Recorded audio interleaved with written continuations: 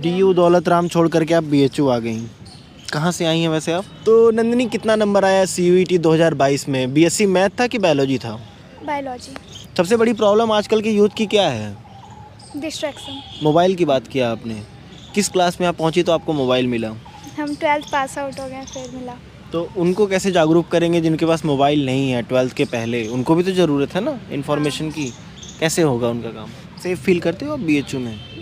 आप किसका इन्वायरमेंट अच्छा समझते हो, FMC जो मेन कैंपस है या महिला महाविद्यालय MMB? अच्छा 2-3 महीने में ऐसी क्या बातें कुछ पता चली जो बदल देनी चाहिए BHU को कि ये मतलब मैंने इस चीज़ से टकराया, ये परेशानी मुझे हुई, ये चीज़ BHU को सुधारनी चाहिए, क्या चीज़? दोस्त बने आपके? हाँ बहुत सारे। तो अब अकेले क्यों बैठे हो? अकेले इसलिए क्योंकि कंसंट्रेट नहीं हो पाते, हमें लगता है ग्रुप स्टडी से ज़्यादा सेल्फ स्टडी अच्छी होती है। धीरे धीरे वो जो पुराना वाला पैटर्न है वो वापस आ रहा है। जूलॉजी, बॉटनी, बहुत ढेर सारे सब्जेक्ट हैं वैसे तो BSc में। कंप्यूटर साइंस भी है और स्टैटिस्टिक्स है, जियोलॉजी है, जियो फिजिक्स है, तो जूलॉजी ही क्यों ले लिया? अच्छा मान लीजिए मेरे पास CC नहीं है, TC नहीं है, तो क्या हम ले सकते हैं एडमिशन BHU में? नहीं, हाउसवाइफ में कोई बुराई नहीं है, लेकिन अपनी भी एक पहचान होनी चाहिए। और हमें अपने मोबाइल का स्क्रीन टाइमिंग देखना चाहिए कि हमने कितना घंटा मोबाइल इस्तेमाल किया, किस ऐप को ज़्यादा इस्तेमाल किया, क्या हम सब्सक्रिप्शन लिए थे, क्या उस सब्सक्रिप्शन के ऐप को ज़्यादा इस्तेमाल किया या किसी अदर ऐप को ज़्यादा इस्तेमाल किया। अगर अदर ऐप को ज़्यादा इस्तेमाल किया तो पढ़ाई लिखाई तो बेकार है, फिर नहीं निकलने वाला। CUET नहीं, कुछ भी नहीं निकलेगा। बात सही है ना? मतलब हमने वहाँ से एंटर किया ना, तो हमें लगा कि दूर कोई अकेला बैठा हुआ है और पढ़ाई कर रहा है, लेकिन पढ़ाई कर रहा है वो PDF के फॉर्म में। आजकल मोबाइल सबके हाथ में है, जैसे हमारे हाथ में कैमरा और माइक है, वैसे आजकल छात्रों के हाथ में किताबें नहीं होती है। मतलब माइक तो मेरे हाथ में है, सॉरी। फ़ोन में PDF में पढ़ाई हो जाती है फ़ोन में। यस। पक्का? हाँ, इतना बुक इतना महंगा है तो अफोर्ड नहीं कर सकते, तो PDF से ही पढ़ लेते हैं। सब लोग पहले ही प्रोवाइड कर देते हैं। प्रोवाइड करा देते हैं। तो ये चश्मा पावर का लगा है कि ऐसे ही लगवाया है? पावर का। पावर का। लोग आजकल ऐसे ही चश्मा लगा लेते हैं। नहीं पावर है। अच्छा, तो चश्मा का बहुत ख्याल भी रखना होता है, जैसे अपना ख्याल वैसे चश्मा का भी ख्याल। कहीं कुछ हो रहा है, जैसे लड़के यहाँ पे लड़ाई झगड़ा करते हैं, जो चश्मा लगाते पहले चश्मा उतार के एक तरफ रखेंगे, फिर वो काम करेंगे, फिर चश्मा लगाएंगे। छोड़िए, आते हैं CUET पे। हमने इनसे जब वीडियो स्टार्ट करने से पहले पूछा कि CUET किस सब्जेक्ट से हैं, तो क्या किस सब्जेक्ट से हैं आप? जूलॉजी। जूलॉजी, मतलब एक यूनिक सब्जेक्ट आज हमें मिला है। द स्टूडेंट लाइफ देखते हो आप कभी? चैनल नहीं जानते हो? चलो कोई नहीं, द स्टूडेंट लाइफ चैनल का नाम है। हम एजुकेशनल बातें करते हैं और उस पर ही सिर्फ चर्चा करते हैं, कुछ अलग टॉपिक नहीं होता हमारा। तो CUET 2022 में ये आई हैं, क्या नाम है आपका? नंदिनी कुंदेर। नंदिनी बस बोलेंगे, कोई दिक्कत नहीं है ना? अब पूरा नाम याद नहीं रख पाता हूँ मैं, शॉर्ट टर्म मेमोरी लॉस। मजाक। तो नंदिनी कितना नंबर आया CUET 2022 में? BSc मैथ था कि बायोलॉजी था? बायोलॉजी। कितना number? 370 370 out of 600। Out of 600। तो हम गए थे हॉस्टल में कल, बॉयज़ हॉस्टल में मिलने के लिए, रामाकृष्ण हॉस्टल। आप मेन कैंपस में पढ़ाई करते हो कि अफिलिएटेड कॉलेज में? मेन कैंपस में। मतलब 370 नंबर आउट ऑफ 600 लाएंगे CUET में तो मेन कैंपस में एडमिशन मिल जाता है। तो 370। और हाँ, आपको मैं एक और बात बता दूँ, सबसे हाईएस्ट जो नंबर है वो शायद 453 है। आपको कुछ मालूम है?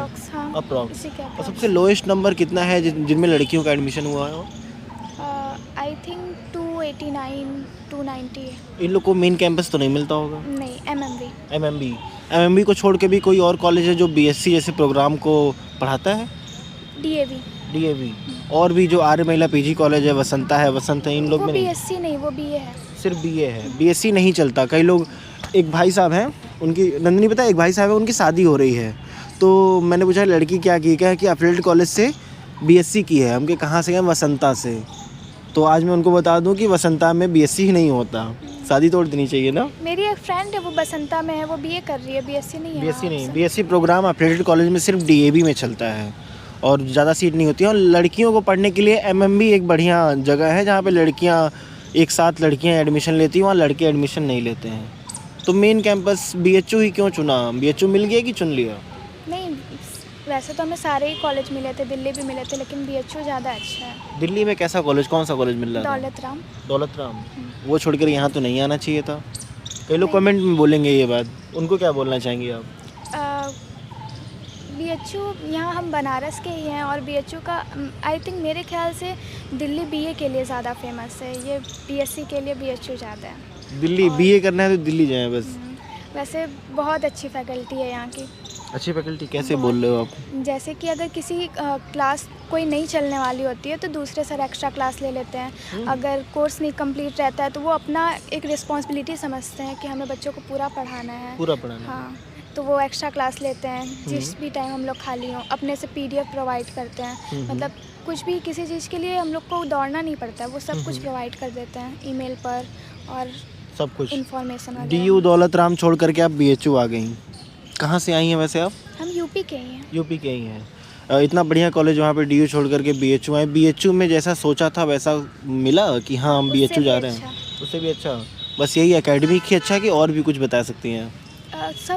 सब चीज़ों में अच्छा है। मतलब हम लोग को क्लब के लिए भी मैसेज आया था कि आप किसी भी क्लब में ज्वाइन हो सकती हैं। तो हमें पोइट्री में इंटरेस्ट है तो हम पोइट्री ज्वाइन हुए हैं। कुछ लोग फोटोग्राफी में और साइकिलिंग। तो ये साइंस फैकल्टी में भी क्लब चलते हैं क्या? हमें लगता था कि सिर्फ आर्ट्स वाले ही खाली रहते हैं, उन्हीं लोग क्लब चलाते हैं। नहीं नहीं नहीं, साइंस फैकल्टी भी और सारे लोग ही पार्टिसिपेट भी करते हैं इसमें। तो आपको आए यहाँ कितना दिन हुआ? लगभग 2 मंथ। 2 मंथ। हॉस्टल मिला यहाँ पे? नहीं। तो आप कहाँ रहते हो? मेरा यही घर है पास में। पास में घर है, घर चले जाते हो आप? दोस्त बने आपके? हाँ बहुत सारे। तो अब अकेले क्यों बैठे हो? अकेले इसलिए क्योंकि कंसंट्रेट नहीं हो पाते। हमें लगता है ग्रुप स्टडी से ज़्यादा सेल्फ स्टडी अच्छी होती है। धीरे धीरे वो जो पुराना वाला पैटर्न है वो वापस आ रहा है। कई लोग ग्रुप स्टडी करने के लिए घर छोड़ देते हैं कि हमको जाना है, दोस्त के यहाँ पढ़ना है, दोस्त के साथ घूमना है। और एक ऐसी लड़की मिली नंदिनी जो दोस्तों को छोड़ के अकेले बैठी हुई है। प्रॉफिट है मतलब ऐसे बैठने में। क्या क्या कंसंट्रेशन हम खो देते हैं जब एक ग्रुप स्टडी करते हैं, बताइए? डिस्ट्रैक्शन ज़्यादा होता है। अगर बाई चांस किसी भी अगर हम लोग सेल्फ स्टडी में तो हम लोग अपने डिस्ट्रैक्शन पर सिर्फ होते हैं कि अगर हमें किसी चीज़ में कहीं देखने लगे, कहीं कुछ सोचने लगे। लेकिन अगर ग्रुप में है तो वो कहीं भी बता सकते हैं कि ये चीज़ क्या होता है या वहाँ क्या हो रहा है या ये सब, तो वहाँ फोकस हो जाता है ज़्यादा। पूरा देश विदेश दुनियादारी राजनीति की बातें होने लगती है, पूरा समय चला जाता है। 6 घंटे पढ़ने के लिए आए, शायद 1.5 घंटे पढ़े और 4.5 घंटे निकल गए ऐसे। तो कितना फीस लगा नंदिनी आप आए बीएचयू में पढ़ने के लिए? 3000। हॉस्टल नहीं मिला इसलिए 3000 फीस लगा। ये पूरा 1 साल का होगा ना? अच्छा, सेमेस्टर एग्ज़ाम आने वाला है? यस, मिड टर्म अभी 1 हफ्ते में मिड टर्म है। सिलेबस पूरा करवाया इन लोगों ने? हाँ, करवा दिए पूरा सिलेबस। तो जूलॉजी, बॉटनी, बहुत ढेर सारे सब्जेक्ट हैं वैसे तो बीएससी में। कंप्यूटर साइंस भी है और स्टैटिस्टिक्स है, जियोलॉजी है, जियो फिजिक्स है। तो जूलॉजी ही क्यों ले लिया? जूलॉजी में ज़्यादा इंटरेस्ट है। कैसे, कब पता चला इंटरेस्ट?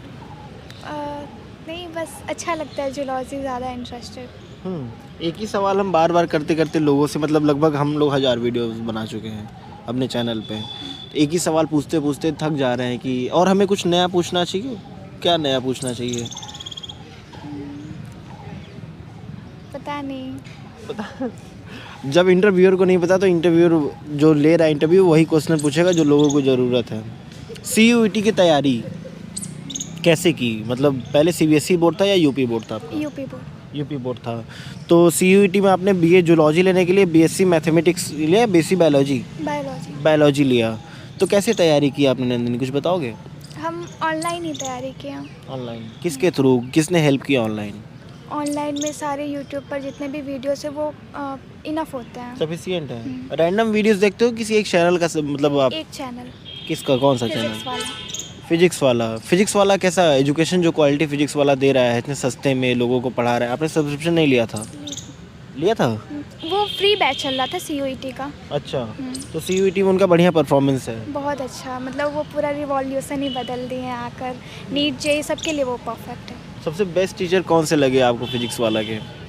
मनीष राज फिजिक्स के टीचर हैं। ऐसा होता है कि मतलब बायो वालों की फिजिक्स अच्छी नहीं होती है, लेकिन उनसे पढ़ने के बाद फिजिक्स में भी इंटरेस्ट आ जाता है।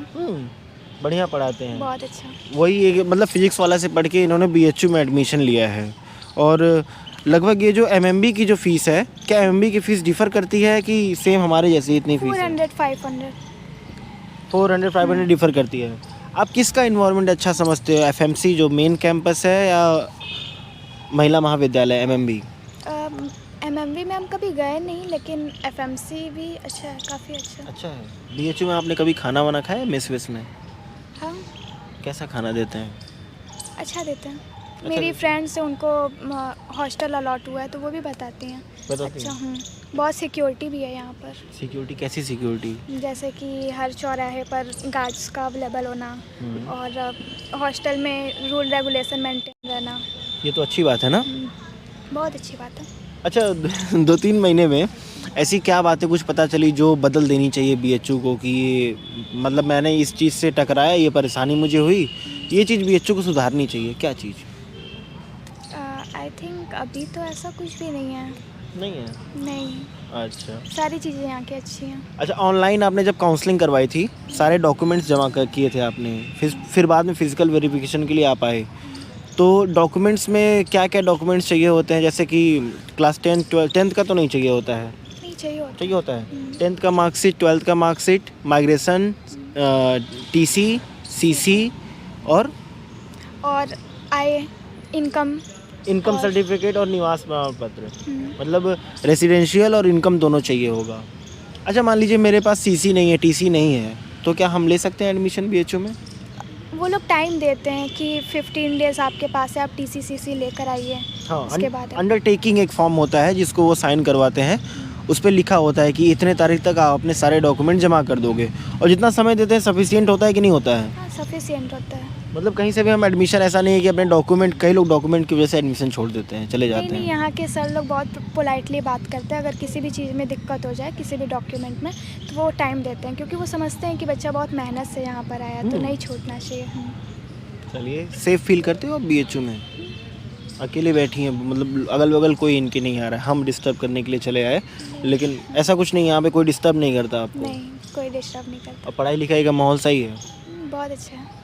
अच्छा, कुछ एक मैसेज देंगे उन लोगों को नंदिनी जो एकदम गांव देहात इलाके में बैठे हुए हैं? आप भी तो कहीं गांव देहात कभी गए होगे, किसी रिश्तेदारी, या फिर आपका गांव भी होगा कहीं पे भी, वहाँ पे आप देखे होगे कि कई लड़कियाँ ऐसी हैं जो गांव से निकल ही नहीं पाती हैं, ना उनको एजुकेशन ठीक से मिलता है, ना जागरूक होती हैं, जागरूक का समझ रहे हो ना आप, जागरूक भी नहीं हो पाते हैं। तो कुछ मैसेज दीजिए कि उनके लिए शिक्षा कितना ज़रूरी है, और शिक्षा, एजुकेशन क्यों इम्पोर्टेंट है ऐसे लोगों के लिए? हमें लगता है एजुकेशन सिर्फ जॉब के लिए नहीं इम्पोर्टेंस लगता है, ये हमारी समझदारी को भी बहुत इफ़ेक्ट करता है। समझदारी होनी चाहिए इंसान में, और ह्यूमैनिटी होनी चाहिए। अगर पढ़ रहे हैं तो किसी भी गरीब को देखकर, या फिर जैसे भी, ह्यूमैनिटी होनी चाहिए, समझदारी होनी चाहिए।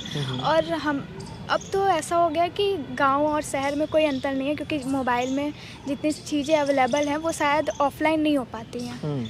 तो हमें ऐसा लगता है कि अगर उनके पास कॉलेज नहीं है तो उनके पास मोबाइल है, जिससे वो अफोर्ड कर सकती हैं। पढ़ाई सारी फ्री ऑफ कॉस्ट है पूरे यूट्यूब पर। यूट्यूब पे फ्री ऑफ कॉस्ट है, नॉलेज भी फ्री में बट रहा है, कहीं से ख़रीदने की ज़रूरत नहीं है। इंटरनेट पैक भरवाते हो आप फ़ोन से बात करने के लिए, वैसे ही आप सेम, अब तो इंटरनेट और फ़ोन कॉलिंग कॉम्बो हो गया है, तो एक एक्सक्यूज़ नहीं ले सकते कि हम सिर्फ कॉलिंग के लिए यूज़ करते हैं, इंटरनेट के लिए नहीं इस्तेमाल कर सकते हैं। तो हम वहाँ से इन्फॉर्मेशन बटोर सकते हैं, कोई दिक्कत नहीं है। मोबाइल की बात किया आपने, किस क्लास में आप पहुँची तो आपको मोबाइल मिला? हम 12th पास आउट हो गए, फिर मिला। तो उनको कैसे जागरूक करेंगे जिनके पास मोबाइल नहीं है 12th के पहले? उनको भी तो ज़रूरत है ना इन्फॉर्मेशन की, कैसे होगा उनका काम? अब वो अपने सीनियर से हेल्प ले सकते हैं, अपनी दीदी लोगों से हेल्प ले सकते हैं, दीदी भाई बहन जो लोग भी हैं जिनके पास मोबाइल है। या फिर जब तक मेरे पास मोबाइल नहीं था, मेरे पास कंप्यूटर था, तो हम पेन ड्राइव में भरा कर फिर देखते थे वीडियो तैयारी के लिए। जहाँ चाहो वहाँ रहो, हर चीज़ें। और अगर कोई सोचे कि हमें करना है ये चीज़, तो उसे मिल जाते हैं कंटेंट। थोड़ा टाइम लगता है, लेकिन हो जाता है। अच्छा, क्या 12th के पहले सही में लड़कियों को मोबाइल नहीं देना चाहिए? ऐसा कुछ इशू है कि बिल्कुल ऐसा कुछ इशू नहीं है? हमें लगता है कि इंसान को खुद में ऑनेस्टी होनी चाहिए।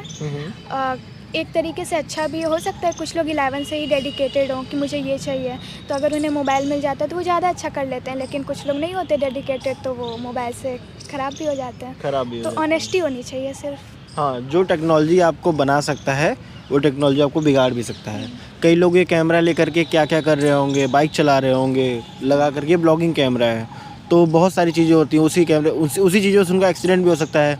कई लोग इसी कैमरे को लेकर के कहीं पढ़ा रहे होंगे, कॉपी किताब दिखा रहे होंगे, कई लोग रिपोर्टिंग कर रहे होंगे हमारी इधर। तो जैसे जैसे आप टेक्नोलॉजी को चाहोगे, उस हिसाब से आपके हाथ में खड़ी हुई जो टेक्नोलॉजी है वो यूज़ होगी और उस तरीके से फ़ायदा निकलेगा। सबसे बड़ी प्रॉब्लम आजकल के यूथ की क्या है? डिस्ट्रैक्शन। कैसे हो रहा है ये डिस्ट्रैक्शन? सोशल मीडिया पे बहुत ज़्यादा एक्टिव रहना और पॉपुलैरिटी चाहना सोशल मीडिया पर, हमें नहीं लगता आई थिंक ये इतना ज़्यादा इम्पोर्टेंट है इस टाइम पर। हर चीज़ों का अपना एक टाइम फिक्स होता है। पॉपुलैरिटी चाह रहे हैं, इससे डिस्ट्रैक्शन ले रहे हैं। सोशल मीडिया बुरी है क्या? डिस्ट्रैक्शन काफ़ी ज़्यादा है। अब कोई भी हो, चाहे वो बड़े हो चाहे छोटे हो, अगर सोशल मीडिया खुल जाता है तो वो ट्रोल करते करते टाइम निकल जाता है। तो ये एक बड़ी एक शॉर्ट्स देखा हमने, उस पे टच किया, फिर उसको स्क्रॉल करने लगे, फिर हम 100 शॉर्ट्स देख जाते हैं और हमें पता भी नहीं चलता। पता भी नहीं। और हमें अपने मोबाइल का स्क्रीन टाइमिंग देखना चाहिए कि हमने कितना घंटा मोबाइल इस्तेमाल किया, किस ऐप को ज़्यादा इस्तेमाल किया, क्या हम सब्सक्रिप्शन लिए थे, क्या उस सब्सक्रिप्शन के ऐप को ज़्यादा इस्तेमाल किया या किसी अदर ऐप को ज़्यादा इस्तेमाल किया। अगर अदर ऐप को ज़्यादा इस्तेमाल किया तो पढ़ाई लिखाई तो बेकार है, फिर नहीं निकलने वाला, CUET नहीं, कुछ भी नहीं निकलेगा। बात सही है ना? डेडिकेशन, मोटिवेशन कहाँ से पाते हो आप नंदिनी? मोटिवेशन मम्मी से, पापा से, और पहले से ही था कि अच्छे कॉलेज में जाना है। मम्मी पापा क्या करते हैं? मम्मी हाउसवाइफ हैं, पापा एक काम करते, मतलब मशीन है, लकड़ी का खिलौना वगैरह। अच्छा, आप भी आगे चल के कुछ काम करना चाहते हो कि हाउसवाइफ मम्मी को फॉलो करोगे? नहीं नहीं, हम काम करना चाहते हैं। क्यों, क्या देखा आपने मम्मी के हाउसवाइफ में जो आप बदल रहे हो कि नहीं आप काम करना चाहते नहीं हो? नहीं, हाउसवाइफ में कोई बुराई नहीं है, लेकिन अपनी भी एक पहचान होनी चाहिए। अपनी एक पहचान होनी चाहिए। बहुत मेहनत करना पड़ेगा पहचान बनाने के लिए। अब वैसे तो इस इंस्टीट्यूट में पढ़कर तो लगता है कि कुछ कर लेंगे आगे। नंदिनी, हमने ऐसे बहुत लोगों का, नंदिनी से भी नहीं, हम सबसे दर्शकों से भी बोल रहे हैं, हमने ऐसे बहुत लोगों का इंटरव्यू लिया है ना कि आज हम उनको देखते हैं तो हमें बहुत ही ग्लानि महसूस होती है। ग्लानि में समझ रहे हो ना? बहुत ही बेकार लगता है, रिग्रेट फील होता है। रिग्रेट नहीं फील होता उसको, ग्लानि का मतलब रिग्रेट नहीं बोल सकते, बेकार लगता है कि जब आप जैसे लोग जो फर्स्ट ईयर में आते हैं एकदम मासूम चेहरा लेकर के कि क्या करना है भैया, UPSC क्वालिफाई करना है, क्या करना है भैया, ये करना है भैया, ये पहाड़ तोड़ना है, वो करना है। लेकिन साल 1.5 साल बाद हम उनको देखते हैं, जैसे लड़कियों को देखते हैं तो लड़कियां मतलब एक अलग ही माहौल में, मतलब कुछ लोग को देख के लगता है कि बदल गए हैं, होता है ना? आप अपने दोस्त को देखते हो जो 1 महीने पहले था वो आज नहीं रहा होगा और वो 2 साल बाद और भी बदल जाएगा, और वो बदलाव कहीं ना कहीं उसको डिग्रेड करता है, तो बहुत ही बेकार लगता है। ऐसे बहुत लड़के मैंने देखे हैं जो UPSC, यहीं जहाँ पे आप बैठे हो ना, यहीं पे बैठ करके हमने ऐसे बहुत लोगों को शूट किया है जिन्होंने बोला कि हमें NDA की तैयारी करनी है, SSC CGL UPSC की तैयारी करनी है, और देखने में लगता भी है कि वो प्रोडक्ट हैं, वो जा सकते हैं। ब्यूरोक्रेसी एक बहुत ही अच्छी चीज़ है, वो चलो उसमें चले जाएंगे, लेकिन 2 साल बाद वो लड़ाई झगड़ा करते हुए पकड़े जाते हैं, उनके ऊपर केस होता है, लड़कियां किसी के साथ घूम रही हैं, दिन भर क्या चल रहा है कुछ पता नहीं चल रहा है। क्या बोलना चाहोगे ऐसे लोगों को जो भटक जाते हैं रास्तों से? कुछ आई थिंक डिस्ट्रैक्शन तो वैसे बहुत ज़्यादा है, लेकिन अगर खुद से डेडिकेशन जिसके में पूरा फुल रहेगा और वो ऐसे माहौल में रहेगा जहाँ पर सिर्फ पढ़ने वाले हैं, सिर्फ डेडिकेटेड लोग हैं, तो वो उसके भटकने के चांसेस बहुत कम हैं। आप नहीं ना भटकोगे? नहीं, तो क्या बनोगे आप? वैसे तो अभी कुछ सोचा नहीं है। SSC CGL और भी बहुत सारी चीज़ें हैं।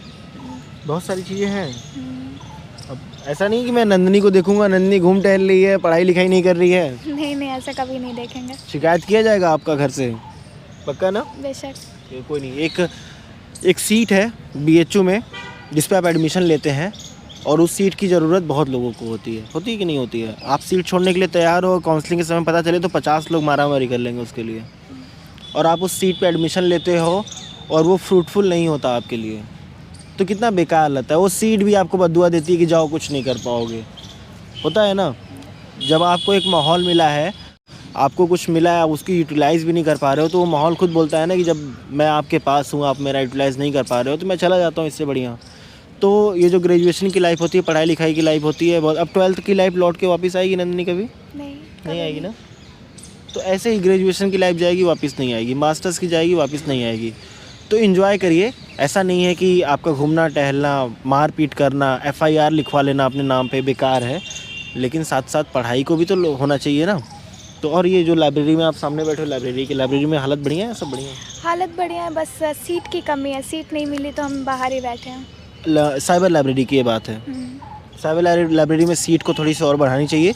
ये जो जगह है इसको भी थोड़ा सा लाइब्रेरी बना दें, क्या दिक्कत है, यहाँ पे खाली तो रहता है, तो इसको लाइब्रेरी बनाया जा सकता है। और अंदर जितने भी सिस्टम्स हैं, कंप्यूटर हैं, बहुत ज़्यादा ख़राब चल रहे हैं, फ्लोरिंग वोरिंग सड़ गई है, टूटी हुई है, ऐसा भी दिक्कत है ना यहाँ पे।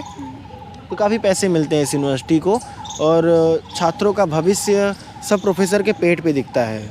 प्रोफेसर बोलते हैं कि अरे हम 4 लाख रुपए सैलरी पाते हैं, हम किसी का क्यों लूटें, क्यों हम वो करप्शन फैलाएंगे। लेकिन एक बार वो नीचे देखें अपने पेट पे, तो देखेंगे कि छात्रों का भविष्य वहीं अटका हुआ है और थोड़ा सा काम किए जाना चाहिए। छोटी छोटी परेशानियां हैं जो आगे बढ़ाती है ना। तो और भी कोई दिक्कत नहीं ना आ रहा है? नहीं, और कोई दिक्कत नहीं, बस सीट थोड़ी कम है लाइब्रेरी में बस। सीट कम है। और लड़कियों का बीएचयू में पढ़ने के लिए बहुत ज़्यादा एक्सपोजर है। लड़के एफएमसी में एडमिशन पा लेते हैं, उसके बाद उनका कहीं भी सीट नहीं है। डीएवी। हाँ, डीएवी है। लेकिन अगर हम लड़कियों की बात करें, जैसे अभी ये बीएससी कर रही हैं, बीए की बात करें तो बीए में जितने भी एफिलेटेड कॉलेजेस हैं बीएचयू के, वसंता, वसंत, डीएवी, आर्य महिला पीजी कॉलेज, एमएमबी, ये सभी लड़कियों के लिए हैं। डीएवी में लड़के लड़कियां दोनों पढ़ लेते हैं, तो लड़कियों को ज़्यादा तवज्जो दिया जाता है एजुकेशन को लेकर के। और यहाँ पे कुछ दिन पहले लड़कियां धरने पे उतरी थी, खाना पीना बहुत बढ़िया नहीं है, ये ख़राब हो रहा है, उस चीज़ों को सही की जा चुकी है। और भी कोई अपडेट मिलता है तो हम आपको बताएंगे। सही है ना? बंद करें इस वीडियो को। नंदिनी से बात करके हमें बहुत अच्छा लगा। आपको कैसा लगा? आप इनके बारे में जानें, आप कुछ पूछना चाहते हो कि आगे अगर हमें कोई ऐसा मिले नंदिनी जैसा, कि हम उससे क्या क्वेश्चन करें, क्योंकि हम भी सीख रहे हैं, हम भी स्टूडेंट हैं, अभी बीएचयू के ही मास कम्युनिकेशन जर्नलिज्म की पढ़ाई कर रहे हैं। तो कुछ भी आपकी क्वेरी है आप कमेंट बॉक्स में लिखेगा, और मिलेंगे एक नए वीडियो में नए अंदाज से। तब तक के लिए हिमांशु मिश्रा धन्यवाद बोलता है वीडियो देखने के लिए। जय हिंद, जय भारत।